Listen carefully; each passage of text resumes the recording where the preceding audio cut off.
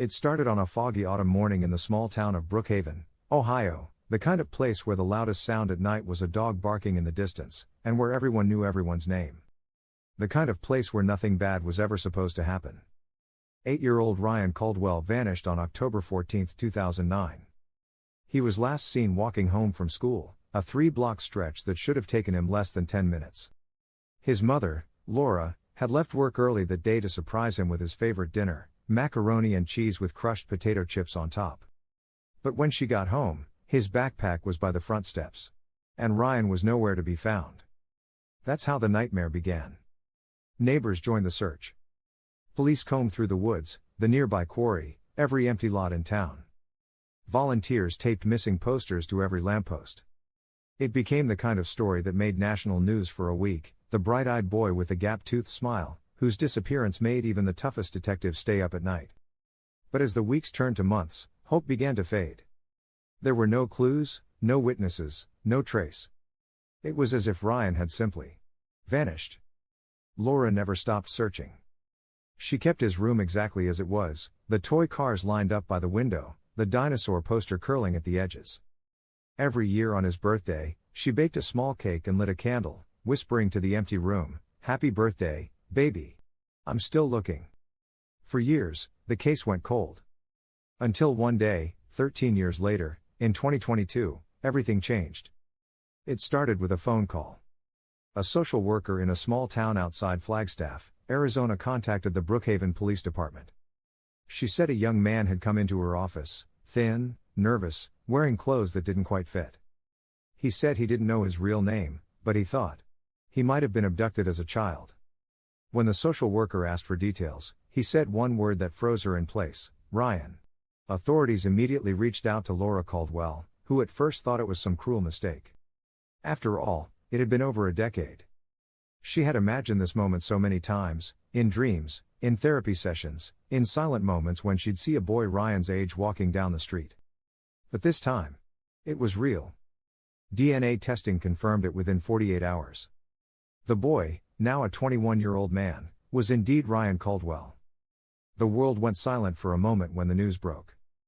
Brookhaven exploded with media coverage again, headlines reading, "Missing Ohio Child Found Alive After 13 Years. It felt like a miracle. But then, the questions started. Where had he been all these years? Who had taken him? And how did he suddenly reappear, hundreds of miles away, with no memory of what happened? At first, Ryan, or at least the young man who had once been Ryan, seemed disoriented. He was quiet, almost mechanical. Reporters described his eyes as detached, his tone as flat, emotionless. When reunited with Laura, he hugged her, but it felt awkward, hesitant, like he was mimicking something he'd seen other people do. It wasn't long before investigators began piecing together fragments of his past. Ryan remembered a house in the woods. A man who smelled like gasoline. A woman who called herself Aunt Jo, though she wasn't his aunt. He remembered long drives at night, a barking dog, and a metal shed with a lock on the outside. The details were scattered, incomplete, but they were enough to launch a massive investigation. Detectives began digging through old leads and missing persons reports in Arizona. And soon, they found something, a property registered under a false name, about 40 minutes from where Ryan had been found. When police raided the home, they discovered something that sent chills through everyone involved. There were children's clothes, toys, old school books, and inside a locked basement room, a small bed, a faded blanket, and a row of tally marks scratched into the wall. The owners of the property, a man named Joseph Harper and his wife, Joanne, had vanished 2 days before the raid. They left behind no trace except for an abandoned pickup truck found deep in the desert, doors wide open, keys still in the ignition. For months, authorities searched for them. But they were gone. As for Ryan, he began therapy, slowly piecing together fragments of memory that didn't quite fit. He remembered being told that his mother had given him away. That he wasn't wanted. He remembered being told his name wasn't Ryan at all, that he was Eli. He said they'd moved frequently, always at night. He never went to school. He never met other kids. It was a life of shadows, punctuated by fear and confusion. But here's where the story takes an even darker turn. Because as Ryan began to recall more details, investigators noticed something strange: timelines that didn't match, Events that couldn't have happened in the order he described.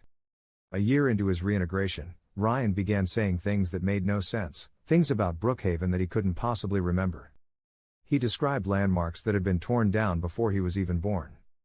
He mentioned his father, even though his real father had died when Ryan was 2. And when detectives pressed him, his demeanor shifted. He became defensive.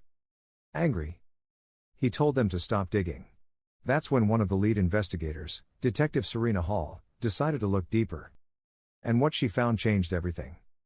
The DNA results, the ones that had confirmed Ryan's identity, had been run through an old, outdated database. When they retested the samples using newer technology, the match percentage dropped. It wasn't a 100% match. It was 94%. That meant the young man was related to Ryan Caldwell. But he wasn't Ryan himself. He was a relative. A cousin, maybe. When this came to light, the investigation exploded again, this time with far more sinister implications. So who was this man? And how did he know so much about Ryan's life? It turned out that Ryan, or whoever he really was, had been living under another missing child's name in Arizona for almost 3 years before coming forward. And when authorities traced his history, they realized he had inserted himself into multiple online missing persons forums, obsessively studying cold cases, memorizing timelines, even contacting families pretending to be their lost children. This wasn't a survivor story. It was a deception. The man wasn't a victim. He was an imposter. He'd studied the Caldwell case for years. He'd read every article, every forum thread, every interview Laura ever gave. And when he finally stepped into that Arizona social worker's office, he knew exactly what to say to sound convincing. He didn't want money, he refused all offers of financial help. What he wanted was something else entirely, belonging. When confronted with the truth, he broke down. He said he didn't mean to hurt anyone, that he just wanted to be someone. To have a mother who missed him. To feel like he mattered. It was heartbreaking and terrifying all at once. Laura, devastated, withdrew from the media completely. She told reporters that even though he wasn't Ryan, she couldn't bring herself to hate him, because for a brief moment, she got to believe her son was alive again. As for the real Ryan Caldwell, his case remains unsolved to this day. No trace, no remains, no closure. Just a room frozen in time, and a mother who still keeps a light on by the window, every night. The imposter was eventually sentenced to a mental health facility, not prison.